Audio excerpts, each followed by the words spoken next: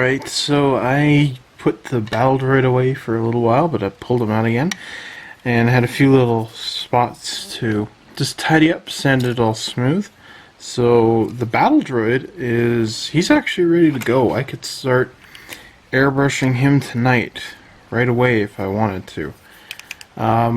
Here's his arms too. And so what I've been doing here is I just added some putty onto the guns. Now this is kind of funny, I don't know if I mentioned this, but the guns have a pin right through them there. And so what I'm going to do is I'm going to sand these all down, make them nice and smooth, and I'm just going to drill out that those two pins there, not even have to worry about those silly things. And then I wanted to figure out how the devil do you put this silly STAP thing together, because the instructions are very grainy and a bit confusing, but I did manage to figure it out. So it's a bit big, and it moves. So you can kind of move this head around, but I'm not going to do that. I'm going to glue it all stationary. Oh, of course I can't get it apart. I got that thing in the way. Let me try and get it apart now. Okay. You know what I kind of want to do, actually? I really want to buy another one of these things, because I just found this face, and I'd love to build this as a model. as a I don't know what to call it anymore. But take a look at this. This is really cool. Doesn't this look like a face of a robot? Little mouth right here. He's got these funny cheeks and these big fat eyes. Wouldn't that be kind of cool? I think that'd be a great little robot. You build the rest of the head, put that on a stand, maybe make the eyes light up or something like that. It would be really cool. I had a bunch of gadgets and whatnot in there. Anyways, so I did file down those big ugly sink marks, and they're sanded smooth, so I don't have to worry about those. The big problem with the kit, for the vehicle at least, is painting it off, and then some parts need to be glued together like this.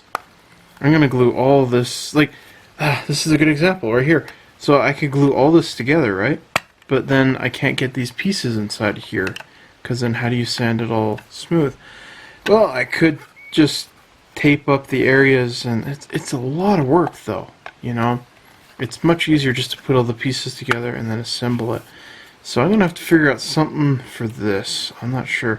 Maybe I can pull them apart. I'll figure that out later. But I do have a brown mixed up. It's some leftover brown from a previous project I'd like to use up. And then the engines here, there's the back. I left these off so these need to be painted metallic gray. Same thing with these. I'm going to paint them metallic gray, and then I think I'm just going to mist a little bit of yellow in the center so it looks like they're on. Maybe the same in the back. But yeah, that's kind of about it. There's really not much to talk about. Now it's kind of, you know, getting ready to spray paint. It's mostly brown, metallic gray, or gunmetal. And yeah, then we're gonna have fun weathering the thing up. That's gonna be the fun part. So I'm most looking forward to that. But like, here's a prime example again. These arms need to be placed on here. But then you got this really ugly seam line right there. How do you fix all that? How do you airbrush all that? That's silly stuff I've got to worry about. You guys just keep watching and cross your fingers that I'll figure out something. I probably will. But anyways, I'm gonna go and work on some more here, and yeah, I think I'm ready to start airbrushing here pretty quick. So for the battle droid, I'm gonna use a paint deck tan. I don't know where it is. I think it's right here. Yep, XF55 deck tan. This is very close to his color, and I decided that that's the color I'm going to do him. So I'm not going to be as exact as other people, but this is a very close color. It's easy to airbrush. I've airbrushed it recently and I like it quite a bit, so that's what I'm going to go with. So that's about it for me. Not much.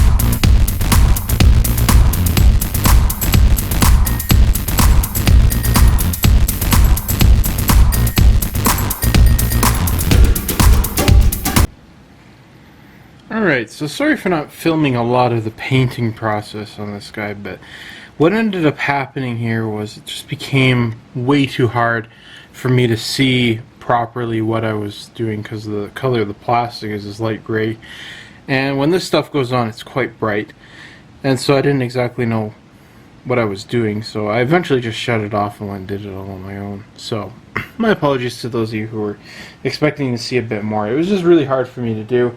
And on the other side, sorry, I just gotta put something down there. On the other side, it was very unfortunate, is I airbrushed my camera, so there's all these little flecks of deck tan all over it, so I've got to clean that up. Not impressed with myself on that one. I should have seen that coming, but I didn't. Looking through my paints right now, so what I've done here is, I should probably talk about what I did. What I've done here is painted him that deck tan color, and then I added some brown, some red brown into the mix, and painted on all these panel lines here. Did some post shading on here, and I really like how this has turned out. So you can see I did it in his eyes. Looks like he's got kind of a black eye right there. This is going to be, all this is going to be painted up in their proper colors. That's what I'm going to do next. So it's got a gloss coat on it here. I haven't glossed the legs and arms yet. Those are going to be done right now. But my next step here is to apply a panel wash and get in all these lines in here. And usually what you've seen me use are these Tamiya panel line accent colors. But since these panel lines are quite thick, what I'm going to do instead is use a brown. I have to go get a brown because it's missing, but I have an idea where it might be. Sounds weird, I know, but it's true. And all I'm going to do, and I'll show you guys this, is I'm just going to paint into every line. That's where my new brush comes in handy, I guess. I'm just going to paint everything in here with just regular paint. Not going to thin it down or anything. I might do it. I might add a little bit of thinner just to help it flow a little bit more. But then what I'm going to do after that's all done is we're going to take a cotton swab. We're going to clean it all up because again, these are pretty thick panel lines here, and it would take a lot of thinned paint in order to get all those covered completely. So it's best just to do it with a regular little enamel pot of paint and get it done and out of the way then and there. So I think what I'm going to do here is I'm going to work and focus on just the battle droid. And once the battle droid is done, I'm going to go back and start working on the STAP vehicle and, you know, work my way from there. But that's kind of my goal right now. So just, you know, I thought about it. I'm doing like 2 projects at a time. I was going to go airbrush the STAP and mask it off, and then it's jumping back and forth. I don't want to do that. I'm just going to work on one at a time here. So again, it's just a couple shades of brown added to the deck tan, and you just paint that in all the panels and some highlight detail in here, and I really like it. Makes them look a little worn out a bit. Again, I never saw these silly guys as a threat, you know.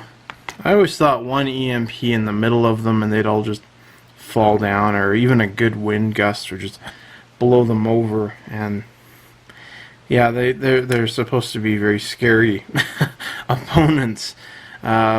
Sure, why not? I guess that's why they're part of the prequel lore. So anyways, I'm going to go find that paint. I'm going to get painting here, and then I will be back when it's time to remove all that. Okay guys, I've finished wiping off all the enamel on all the parts here. And I don't know if I showed you that, but I painted the eyes black there. And I'm going to flat coat the model. I'm going to come back and I think I'm going to gloss coat these eyes. So what I want to do now is I want to do just a little bit of chipping and weathering. For that I'm going to use a sponge, just a regular old sponge. You can pick one up, big one up in the dollar store for $1.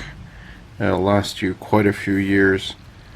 But what I want to do is I want to get rid of a lot of it, kind of as if I was dry brushing.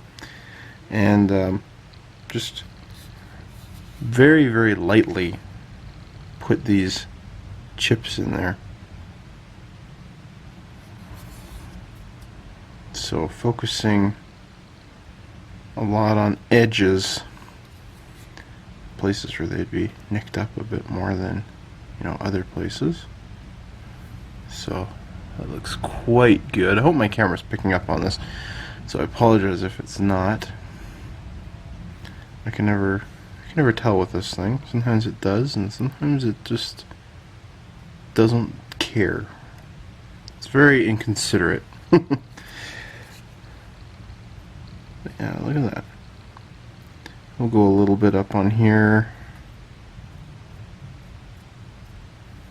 So mostly you can see it there, and it looks like normal scratches. It looks like wear and tear on the guy. You can see there on his nose. I just did a little bit on there. And this is just helping to add to that weathered up look that he's got. And again, I'm not pressing very hard. I'm being very, very light about it. Good place to go, corners. That's where things are going to be beaten up the most, is an edge. Now if I wanted to go a step further, what I could also do is use a paint like metallic gray. And with the metallic gray, just for that one though, it would be very, very light, and it would be like dot in the big places, and maybe one little dot in some of the other areas. Just to have kind of a two shade of what looks like freshly chipped silver versus it's been there a little while longer. So I'm really liking this. And when it comes to weathering, the best thing to do that I've learned in all my experiences, I don't like weathering. People ask me, why don't I weather my models up? Because I don't like it. Not that I'm not in favor of it, but it's something I'm not good at. And so I stay away from it. That's just me though. But when it comes to weathering, the best thing I've ever learned is, best advice was to do a little bit at a time. Layer and layer and layer. So if I do a little bit of silver here, I might want to come back, you know, in a day or two, maybe even an hour or two, and do more silver. But the thing is, if I do just a little bit, then I can come back later and add some more. I won't feel guilty about an area where I may have put too much in there, and then you can't take it back. And that's been my problem, is number one, I tend to put a little bit too much at times, and my other reason is I don't have methods yet where I'm exactly comfortable with how it looks. So I think I'm going a little overboard here. I'm going to slow down on some of my weathering here. So I'm quite liking it though. Let's go and do some more on the backpack here. This looks like a panel.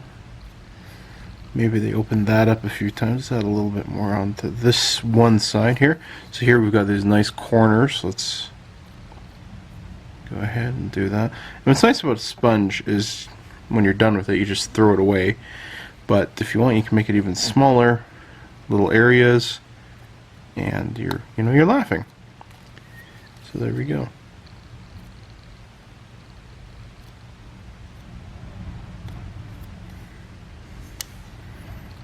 Nice minute detail. And this gets rid of having to do something like salt weathering, chipping, that type of thing. So sponging silver on there is just easy to do. So I'm going to go ahead, I'm going to cover up the rest of the model there. Yeah, I like those big marks right there. That looks pretty cool. Oh, that was a little too much. Oh well. So I'm going to go finish up this guy here. It's going to take me a while to do that, but that's basically it. Just little by little, build up by build up, and again, if I really want to, I can go ahead and add some metallic gray in there, and that'll be a nice two-tone. This is too much paint on here. Okay, so I just spent the past 10-15 minutes trying to get a lid off of metallic gray paint. I don't have enough metallic gray to airbrush. My brother told me he had a couple, He said they might be good, they might not be. You're welcome to them. Look at this. This is what happens with Tamiya paint when it fills up the edge. Ay, ay, ay. My hand just hurts. It's all red. Trying to get these stupid things off. I really had to cut it open. It's just, you can't do it. And this, the worst thing is, this is like full. This is basically full. And I always tell him, he always has the same problem. I don't know what he does. He always gets the paint in the lid stuck. And there's a simple solution to this. I've done it all the time with my, with these clears, because they always gum up. And this one, I don't think I think it wore off on this one. Yeah, I can't even do it, my hand hurts. But you just take Vaseline and you just put it around the teeth there. Number one, it makes them airtight, more airtight, and they just slide right off. Super, super easy, super helpful. It works. I've done it. And I keep telling him to do that, and he doesn't do it, and then he gets problems like this. So I've got to go clean this up here. But for right now, I'm just going to put both of these up here. No, I'm going to put them right here. There we go. Out of the way, I don't damage them. So I'm calling the Battle Droid done for right now. I'm quite happy with how he turned out. I went online and I noticed that they all have, like, every one of them have these, like, oil streaks down here. I don't know what this bolt is. It looks like the bolt that the Jawas put on R2-D2 and C-3PO. So I'm wondering if maybe that's what it is. Kind of a controlling mechanism or something. Let me just move my camera up. Just a little. There we go. So I'm wondering if that's what it might be. But anyways, all of them have oil dripping down, so I went and painted that. That's some enamel paint. It took me a few tries before I got it to a point where I was like, yeah, that looks good. So moving on to the next step, which is painting all the metallic gray pieces. And there's actually quite a few things that need painted metallic gray, and then I'm going to move on to the brown. And all I'm going to do for these pieces is, like I said, I'm just going to paint them metallic gray. Nothing special, no shading, no nothing. It's just going to be nice flat color. And once I'm done that, I'm going to move on to the rest. Now, the one problem that I did have were the guns. The mounting of the guns was very, very sad because they want to go like this, basically. So what I had to do is sand down this weird bar shape right here. I had to cut that out a lot before I got it right. I found out that's what was, these things were pushing them from side to side, and I tried bending them in like this. It's just, there's not enough room, and the plastic's too thick to do something like that with. So yeah, I just shaved them down. They do fit. They are supposed to fit into these little pegs, but like that. I'm not going to do that. I'm just going to glue them in like this once the model's done. It's just going to be a little bit easier for me to work with it that way. One other thing I noticed was a mistake. I actually did something. I finally went and researched this this vehicle. I was actually researching the Battle Droid here. And I haven't, I'm a little sad to admit, I haven't done that in the whole project. I finally went and did that last night. And the engines are not yellow, they are red. So I'm going to have to fix that. And I'm probably going to have to go watch the movie to see what the back looks like, because I don't know. You know, I saw it in there, and this is red, but I haven't seen what the exhaust looks like. So I'm going to have to do that as well. But, man, I'm going to show them this, what I had to do to get this stupid cap off. I think it's just so funny. All that work. At least I got the paint. I can go airbrush, so that's a big plus. Plus, big plus, big plus, big blush and blunder. Anyways, I'm going to go and, yeah, start airbrushing all these pieces. It's going to take me a little while to do, but I'll speed it up. Alright, I thought I'd just show this before. Sometimes people want actual demonstration of what I'm talking about, which I don't blame them, I'm that way too. So, I poured all of the paint into glass bowl. Don't use a ceramic bowl. You might end up staining it. You don't want to have that happen, because then you got to use some pretty heavy cleaner on that. Use a glass bowl. or you know, disposable cups, something like that. Something you're not going to mind, you know, tossing out. Glass is very hard to stain. But yeah, then I washed out the both of the paint jars and especially the cap, and it's good to go. But to prevent this from happening again, I'm going to use this guy here as an example. I've just got this little Kinder Surprise container here, filled it up with some Vaseline here, and this is all you do. You just, you know, put it on here around all the edges.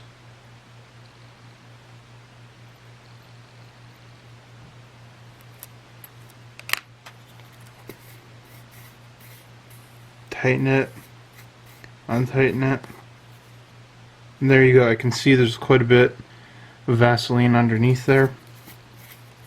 And sometimes it does stick a little. Like if you don't use the paint after, you know, 5-6 months, it will stick just a little, and you just need a little nudge, pry it apart. But it's certainly a lot easier than, you know, what I just had to do there, which was to cut the entire thing open, and that was not fun. And then this saves you from getting your hands all, you know, beat up and red. Really, my hands were quite sore from trying to get that thing open. Now there are tools, like Mr. Hobby makes a paint lid opener, but to be honest, I've never tried it. I've never heard any stories of it actually working, because it's, to me, when these things get tight, it's like, how the heck do you open it? And that tool, it just seems to be a bit of an extension. It doesn't actually seem to be a solution. One guy had on the Tamiya Facebook page that he was trying to open it with pliers, and he broke and blew up the bottle. Yeah, don't ever do that. That's not gonna help.